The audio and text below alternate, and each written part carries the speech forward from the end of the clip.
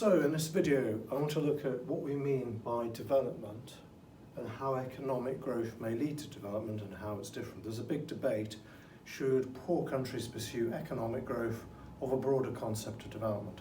First of all, really in the 60s and 70s, until we get to the 80s, economic growth was seen as the key aspect and measure of development.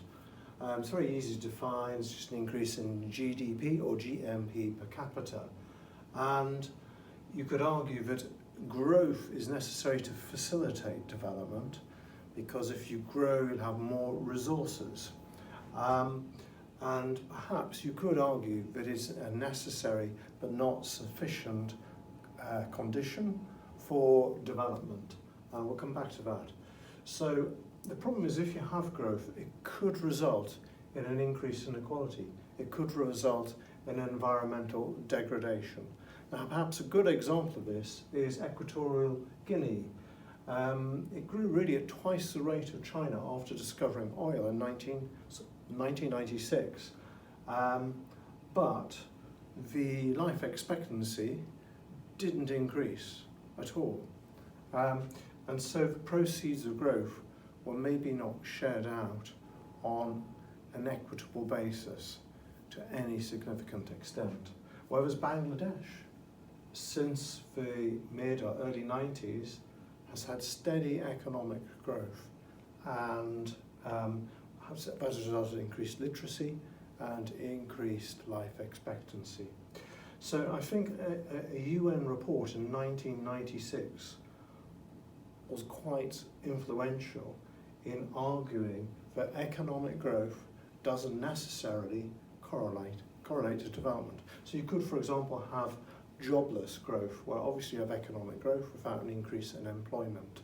You could have what they call ruthless growth, which is when a small group at the top of society, an elite, an oligarchy, benefit from economic growth. And the rest of the population, of course, don't benefit. So that will result in an increase in inequality and an increase in the Gini coefficient, for example. Thirdly, you could have voiceless growth, where growth takes place, but there's not an expansion of democracy or governance or empowerment, particularly, of course, involving women. And a fourth problem with growth, you could have rootless growth.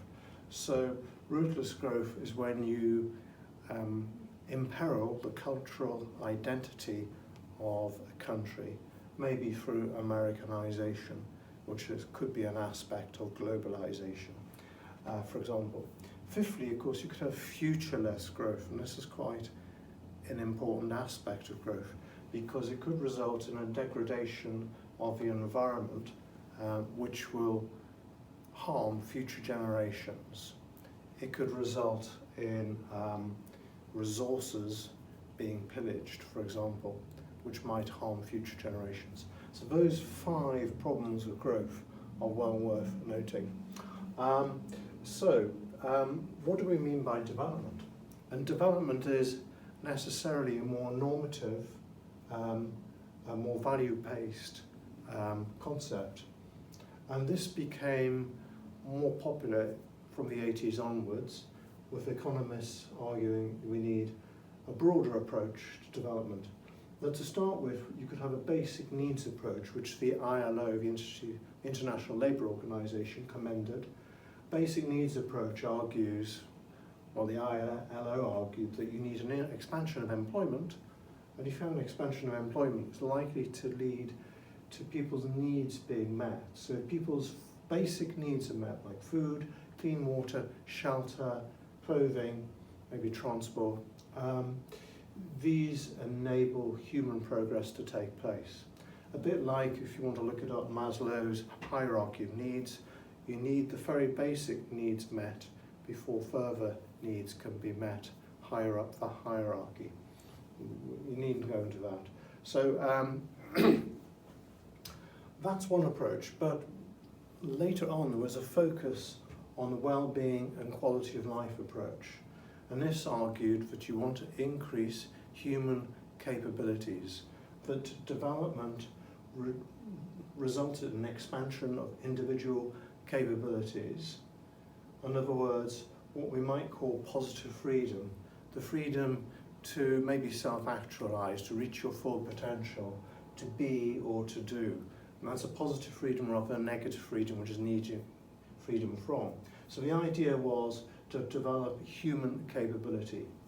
And really these basic needs approach and the focus on well-being came together in a 2010 commission, which the OECD produced, which was led by the renowned economists Joseph Stiglitz and Sen.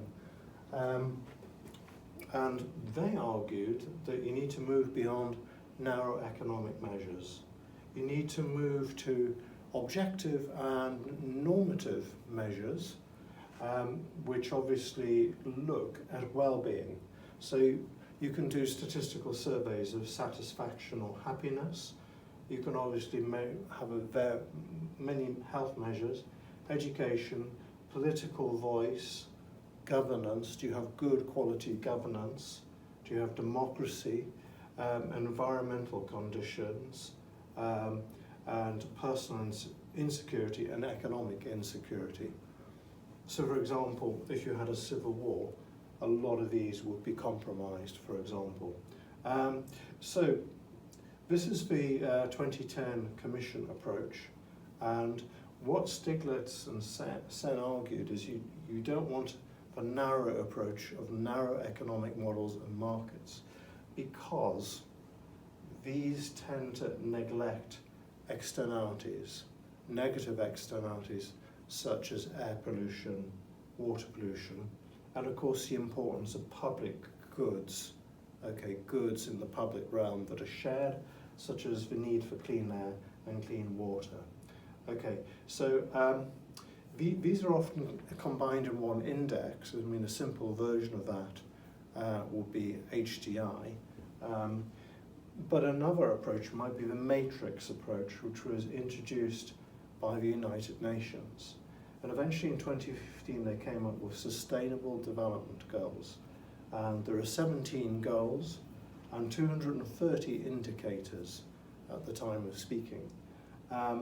And these are measured on a matrix basis. So you can see we've come a long way from simply measuring GNP per capita, and hopefully we have a much more comprehensive measure of economic development. So thank you for watching.